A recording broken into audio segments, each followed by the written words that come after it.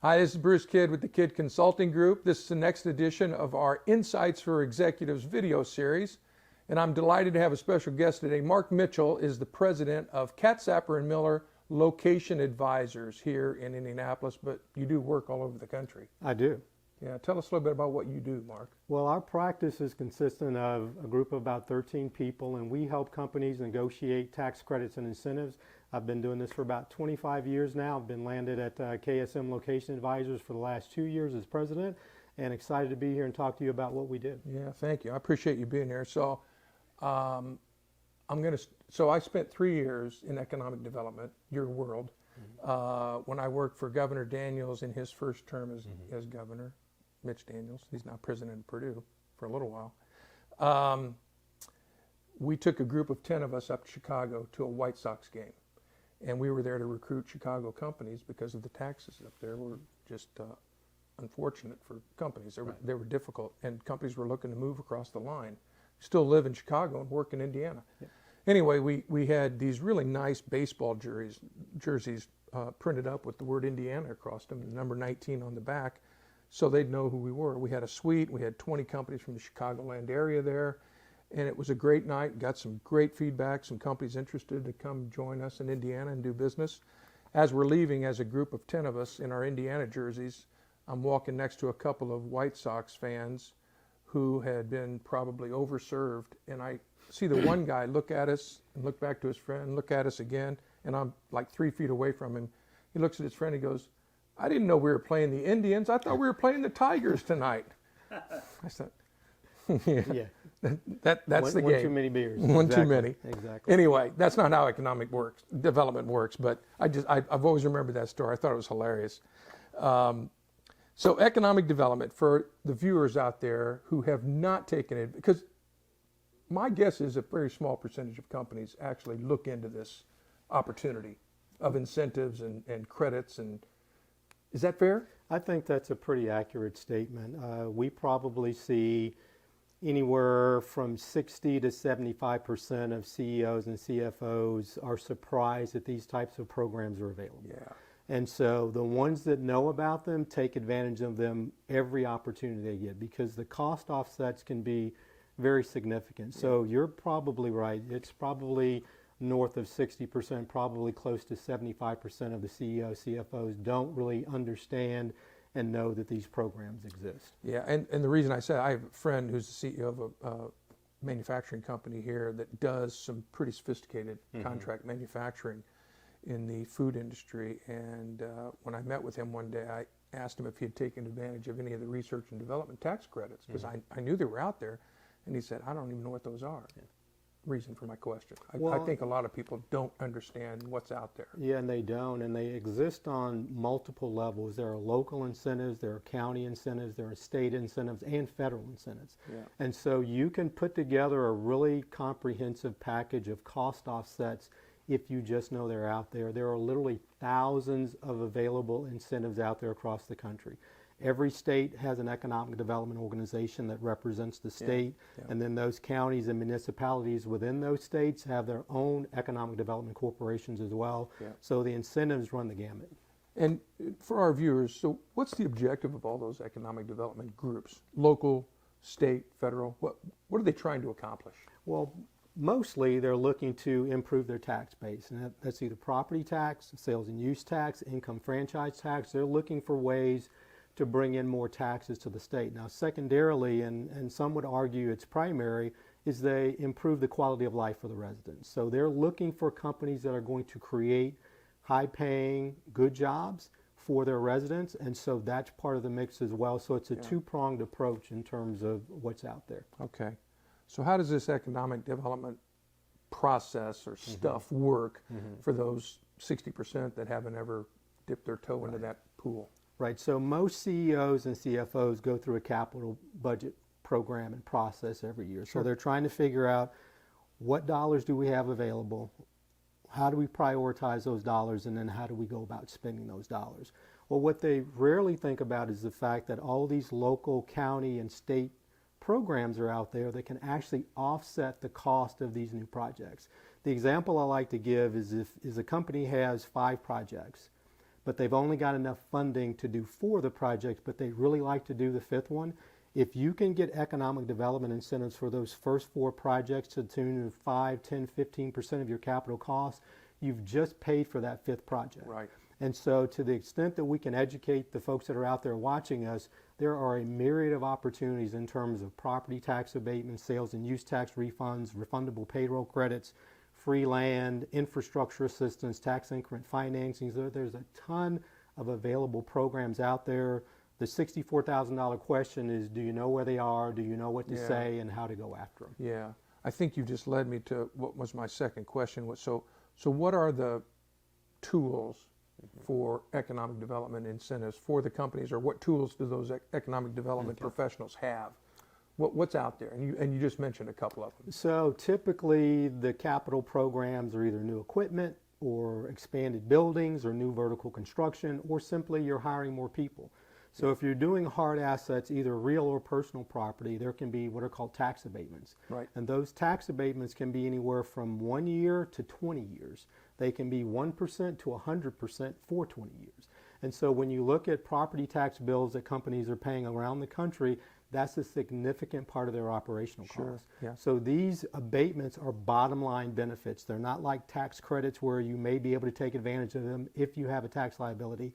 Everybody has a property tax liability. Yep. So these can offset those potential taxes for anywhere from 1 year to 20 years, depending on what state and locality you're in. Okay. Secondarily, if you're doing a building, same thing. You can get property tax abatement on a building for anywhere from 10 to 15 years. And again, there are some outliers that offer 20-year, but there are not many. So I don't want to get folks too excited about the 20-year aspect of it. And so those are big pieces as well. And the last piece is the hiring. Indiana is a great example. Indiana has what's called the Economic Development for a Growing Economy program, and the acronym for that is EDGE. And so if you're hiring more than, say, 20 people over a 2 or 3 year period, they will either give you in the form of a tax credit, or if you don't have a state tax liability, they'll give you a refund after your filing period for the folks that you hire that are over the county average wage. Okay. And so this program has been around for decades. It's evolved over the past 20 years to where we look at it for not only new hires, but for retained employees, as well as, I think within the last 3 or 4 years, they wrote into legislation that even Illinois as a neighboring state, we can actually count those folks that come from Illinois into Indiana. Yep. So we can help with assistance on those types of programs as well. Okay. So again, that just gives you a sense of what's out there. Now again, if a company is doing a vertical construction and they need either access to additional land, or they need new infrastructure in the form of sewer pipes, water lines, gas line, electric lines, or new roads, there's also what's called tax increment financing and or infrastructure grants to help the companies move forward with their real estate pieces as well. And some communities will give free land away. And so if they've got land they've accumulated over the past 20 years in terms of wanting to use it for abatement and use it for bringing in new companies, then companies could foreseeably get new free land as well. Yeah. So I'm not sure, but I'm going to go ahead and ask. I think you've already alluded to some of it, but so what are the triggers that sort of lead to these opportunities of incentives that companies need to think about having internally? Right. So typically what we'll see is if a company is looking at a 2 to 3 year budget cycle, they've got a spending plan that's going to expand for that long, and maybe even out 5 years. So we will look at those 2 to 5 years worth of spending in terms of their CapEx, in terms of their real property and personal property, manufacturing equipment, racking, expanding the business, doing a new business in terms of vertical construction, and then we'll tally what that number is. And then we'll also ask, okay, how many people are you planning to hire based on this new capital budget that you've expanded out to 3 or 5 years? And so we put together essentially a story and tell that to the locals, to the county, and to the state, saying, if you help this company grow, you will get this much new tax base, these many new employees, this much new payroll to the state, and in turn, all these indirect benefits of new sales and use tax, new property tax because they're buying and building new homes, new sales tax because those new employees are buying cars. And so essentially we package that together and make sure that the qualifying criteria for the company matches up with that locality. And then we go make a pitch to the locals saying, this company is looking to expand maybe in Michigan and Indiana, and they're trying to make a choice. Yeah. And so we would like for them to grow in Indiana. And so how do you help us help them grow here in the state? Yeah. And so we identify the programs with the company first, saying, okay, we think you're going to be eligible for these 2, 3, 4, 5, or 6. We've got some that are eligible for 6 different programs. Yeah. And so it's very fact specific, so you need someone to help you kind of ferret through all of that. But that's essentially the process, and then we initiate that meeting with the economic development folks at a local, county, and state level, and make the pitch on the company's behalf in terms of why they should incent these programs. Yeah. I mean, it's similar to, we'll say, an early stage company that's looking to raise capital. Yep. You have to put that investment proposal together with the investor in mind. What is it they're looking to accomplish in their investments? For them, it's a financial return. For the economic development professionals, it's a return in taxes and jobs and infrastructure and quality of life. Right. So it's a little different return, but there is a return that they're looking for. And the states have gotten fairly sophisticated in looking at the ROI. 15, 20 years ago, you might be looking in Texas, and 15 years ago, Texas would just write you a check and say, come on down. Here's a check for 5, 10, 20, 40 million dollars to locate your business here. And after about 4 years of that, the legislature said, well, what type of return are we getting on these investments that you're making? Yeah. And the state didn't have a great answer in terms of what that ROI was. Yeah. So now, as you go around the country, they are very intentional about, okay, what is our return on investment for their investment? So they're going to spend $100 million, create 100 jobs at $75,000 a job. Okay, what are the tax implications that are positive to the locality, county, and state? Yeah. And so they are very intentional about that now in terms of that assessment piece. Yeah. All right, so you're doing a great job of leading me to my next question, which I think you just did again. So how does this approval process work? If I'm a business owner watching us, it can be a little daunting to think about jumping into that world. How does this process work for them? Well, finding someone like you obviously helps. Right. It just compresses the cycle on the learning curve and everything, and just doing the right things. But so how does the approval process work? So typically after we've worked with the company to identify what we think they're eligible for, and we package that together into a project, and then we present it to the state. And the locals and the county, once we present it to them and we get the response that we're looking for in terms of, yes, we would be favorable in essentially you submitting an application and us moving the process forward. Okay. Most localities, most counties, most states have an application process that you have to go through. Right. So then we initiate the application process. After we get a sense that the community is going to be supportive of this particular project, then we essentially either via a web portal or like old-fashioned paper documents, we fill out the application. It has the company's information in terms of their FEIN, the CEO, who's going to be the contact person, what the scope of the project is, what parcels they're looking at acquiring and building and constructing on, what scope of assets are they potentially going to buy. Is it 7-year depreciable? Is it 15-year depreciable? And so we package all that together in an application, and then that starts the process in terms of approval. So county approvals typically have 1 or 2 public hearings, depending on what you're getting abatement on. The state's programs don't typically require a public hearing, but you do have to go through the application process. And I'm speaking specifically to Indiana now because that's where we are. We do this nationally across the country. We've done deals in all 48 contiguous states. And so each state is different, each county is different, and each municipality is different. So making sure that you vet your project before you get into those approving bodies, asking for support is critical. And so, but that's essentially the condensed version of it. And then we walk through the application process. Then there's typically agreements that have to be executed. And so the locality, either the municipality, county, or state will say, okay, here's the agreement that we're essentially going to execute that says, here's the scope of your project, here's what we're going to give you, and here's the particular timeline, and then it gets executed, and then we go through the approval process and they vote on it either at a city county council level or the county or the state. It's approved, and then we move forward. The one distinguishing thing that I'll say for all the CEOs and CFOs out there, make sure that as you receive these benefits that you have some compliance mechanism in place. Because what you see in terms of a fall off is you may get a $50 million benefits package in terms of property tax abatement on both the real and personal, refundable payroll credits, infrastructure, free land. You have to comply with that for however long the term of that agreement is. Yeah. And so if you get $20 million from the state for a 10-year term, you have to fill out compliance documents for that 10 years. Yeah. Our practice is comprised of about 13 people, half of which are CPAs and certified state tax preparers. And so our fee includes the compliance. So if we negotiate the large package on the front end, we also include in our fees that compliance until that program is done. Yeah. So that way, if an HR person gets promoted or transferred, or if your plant manager gets promoted or transferred, there's somebody there that knows that you have to fill out these forms. As much like filling out your returns. Yeah. It's an annual thing, and you have to do it every year, and you have to keep track of your hires, of your spend. And so what better place to do that with somebody that's a subsidiary of an accounting firm, Yeah. and we've got those resources to be able to do that.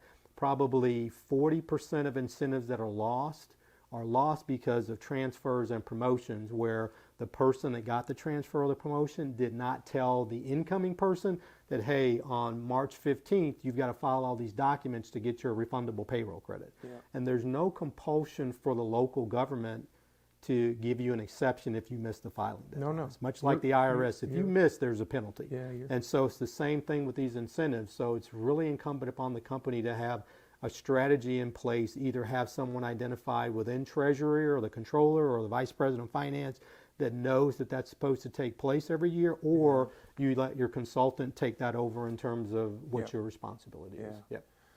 Three thoughts come to mind as you're describing that whole process. One, relationships matter. Yep. And you guys have relationships with these economic development professionals, which has real value. Two, expertise and experience matters because they know you've been there, done this. They can trust that you're going to do a good job in the application and monitoring process. And three, for the benefit of the companies, you're an advocate. Absolutely. I mean, you're their advocate. They don't know these economic development professionals. They don't know the process. But having someone like you and your team there, it just makes it much easier for them to comply, get approved and then comply. That's a great, fair? That's absolutely fair. And I'll give an example. There's a bank probably 10, 12 years ago that was a client of ours when I worked for a Big Four firm. And the company, as the bank, applied for the Georgia Jobs Tax Credit, and their NAICS code didn't match the state's program. Yeah. But they weren't doing another bank, they were doing a call center. Well, the NAICS code for call centers is eligible. And so the company tried to do the program on their own. They were denied by the state of Georgia and said, your NAICS code doesn't match what we say is eligible, so you're denied.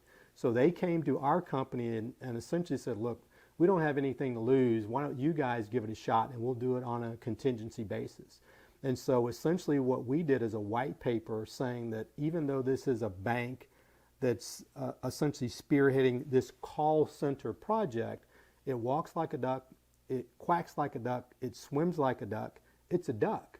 And so essentially we gave them all of the equipment, the building footprint, the job descriptions, and so the state made an exception, and we ended up getting that company $7.5 million of Georgia jobs tax credits that they got denied on trying to do it themselves. So there's a lot that we offer up in terms of just knowing what questions to ask that the CEO, CFO, or VP of Finance may or may not be aware of. Yeah.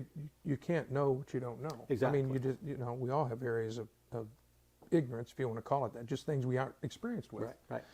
So, sounds like a really interesting opportunity for the right companies. Mm-hmm. You guys have the expertise to help. What are the challenges and opportunities you see in this whole process, both for the company, for you, for the economic development officials? Yeah, the challenge is and this is a big one. So typically the locals, the county, and the state either have codified or statutory that if you pull a permit, or if you make a public announcement, or if you sign a lease, you are precluded from receiving state benefit, county benefit, or local benefit. It's not the highest and best use of those dollars. If you've already made a commitment to that community and you've already demonstrated that publicly, you can be precluded from receiving incentives. So I'd say the biggest challenge is if a company is trying to do it on their own, make sure that you understand what those particular requirements and restrictions are before you go down that path, because we've had companies that are doing really big projects and they essentially make a public announcement that this is what they are planning to do, and maybe it's all firmed up internally from budgeting, maybe it's not. And so, but the state, local, and county doesn't particularly care, because we've got you either through a piece of paper in a press announcement or have you on television saying that we're planning this growth in this X community. So if we can get to them before that and help them strategically map that out, that's a huge benefit. Now the upside is the savings can be anywhere from a low of 2 to 5% of the capital cost for the project. I've done projects where it's over 200% of the CapEx. I did a software project in Oklahoma. They were spending $2.5 million on computers and FF&E for all these new high-tech software people. The people made $120,000 a year on average, and so Oklahoma has a great program for refundable payroll credits. And so the company was able to qualify for double what their CapEx was, and they received that benefit over a 10-year period. So they can be, you don't always have to be spending hundreds of millions of dollars. And so typically we'll tell CEOs, CFOs, if you're spending over $2 to $3 million over a 3 to 5 year period, and you're going to be hiring more than 20 or 25 people at more than whatever the county average wage is, it's worth the 30-minute conversation with us over the phone to kind of talk about what that might look like. Well, and that, again, job well done. You just led me to the metrics question, which, you know, business ultimately is about keeping score and numbers, you know, financial statements and otherwise. And in this world, help the viewers monetize, if you will. What could this mean to their company? What are the dollar? And you've talked a little bit about it earlier, but give us the buckets and potential savings.